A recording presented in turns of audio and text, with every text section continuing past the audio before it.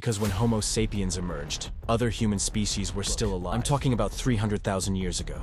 Back then, in Africa, the last of the Heidelberg humans and Homo naledi were still around. Despite passing on some of their DNA to us through our intimate encounters, their lineage, sadly, went extinct. First, we might have wiped them out. Surprising? Not really. If we do this to our own kind, imagine what we do to others. Alongside this, they were also the first humans to spread across the world. But I ask, how could the lineage of erectus, who adapted to eat meat, digest protein quickly, and thus rapidly develop their brains and bodies, go extinct, especially when they were spread across such vast regions?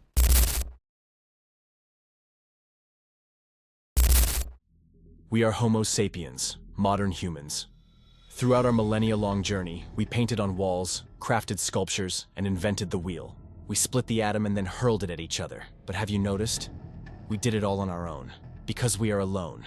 One of the loneliest species in the universe. Fine, but different animal species are alive at the same time right now. So why are we alone? Did the others fail? They did. Homo habilis, Homo erectus, and the others went extinct. But how? In fact, when the era of development began for modern humans, the world wasn't like it is now. And I'm not just talking about climate or geography, because when Homo sapiens emerged, other human species were still alive. Look, I'm talking about 300,000 years ago. Back then, in Africa, the last of the Heidelberg humans and Homo naledi were still around. If we look a bit east to Asia, we can see Homo erectus and Homo floresiensis. And of course, Neanderthals were dominating Europe.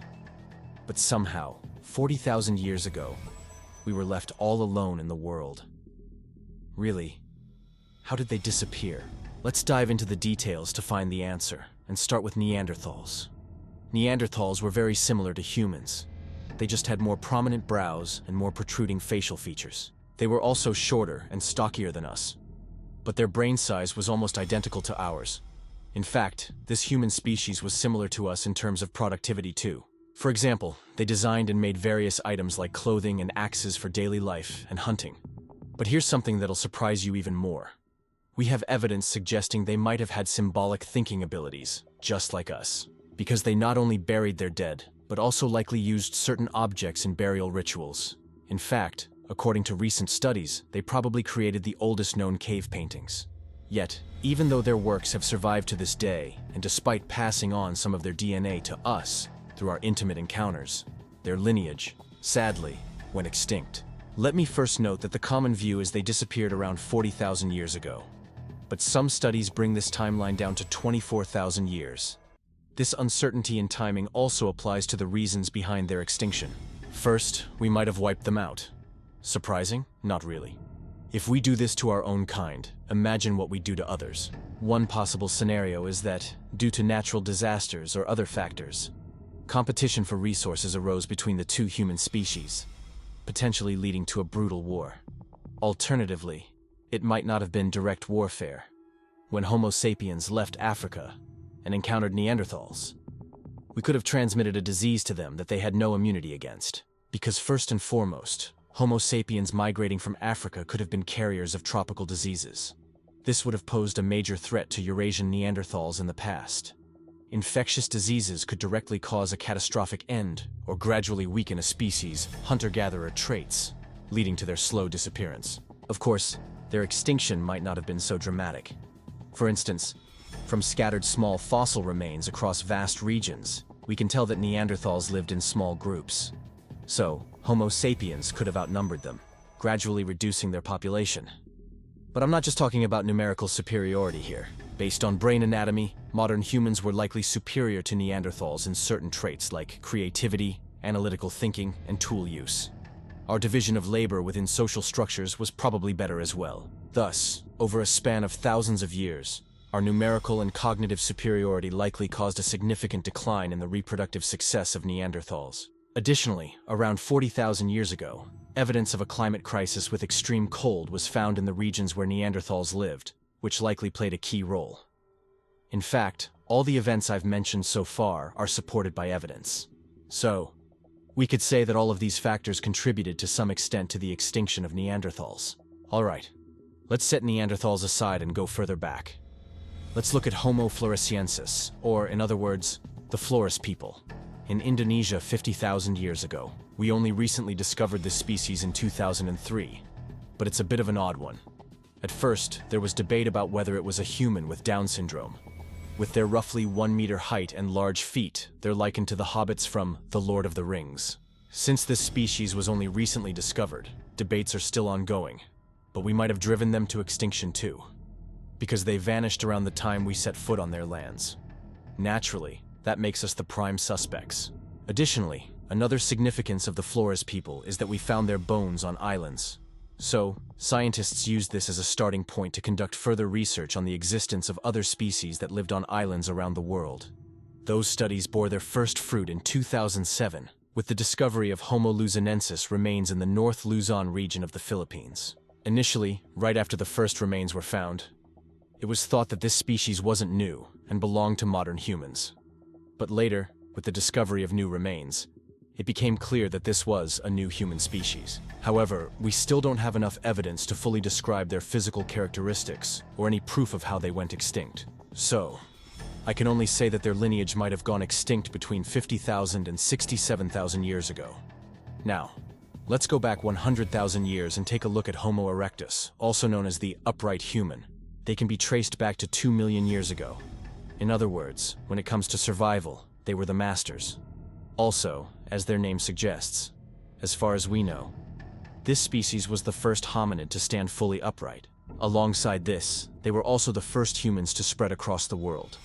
But I ask, how could the lineage of erectus, who adapted to eat meat, digest protein quickly, and thus rapidly develop their brains and bodies, go extinct, especially when they were spread across such vast regions? First, to avoid any confusion, let me clarify.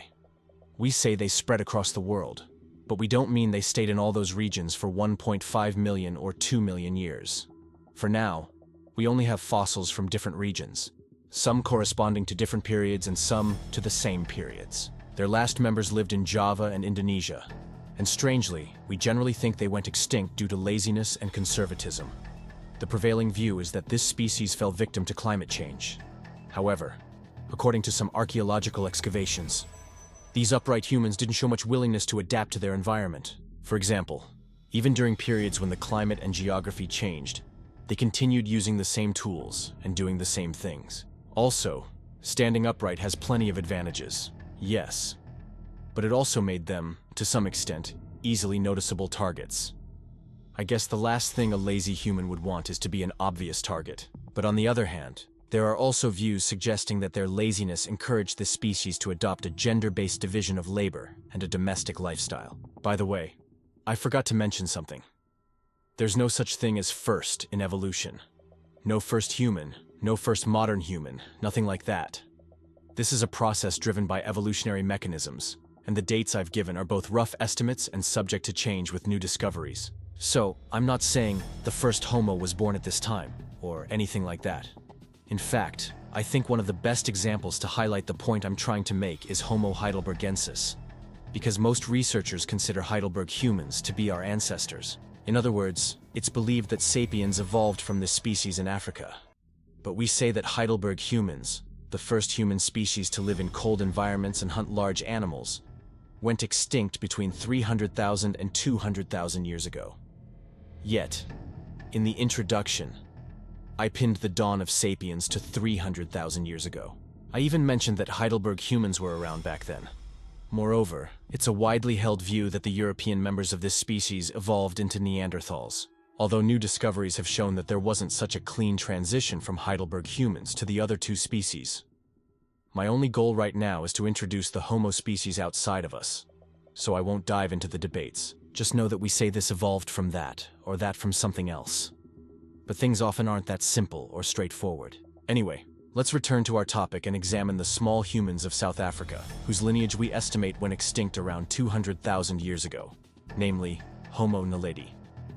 Truth be told, there's not much to study yet, as we only discovered this species in 2010, and they still largely retain their mysteries. That's exactly why I said at least earlier, because we don't know precisely when they disappeared. Of course, New studies are making some inferences about their eating habits, tool-making abilities, or certain characteristic traits like symbolic thinking. By the way, since we're on the topic, let's touch on another mysterious species, the Rudolph humans discovered in Kenya. We can trace them back to roughly 2 million years ago. But to be honest, we're still not 100% sure they were fully Homo. And now to our last one, the skillful human. Homo habilis, who lived in Africa south of the Sahara between 2.4 and 1.5 million years ago.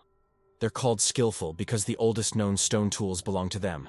Likely, they were affected by climate change and falling behind in producing tools and clothing.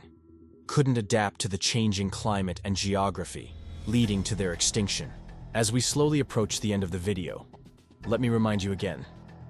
I didn't dive into too many details in this video because my main goal was just to introduce them. In the future, with current research, we'll cover each one individually in detail. If you enjoyed the video, don't forget to like and subscribe. Until we meet again, take care.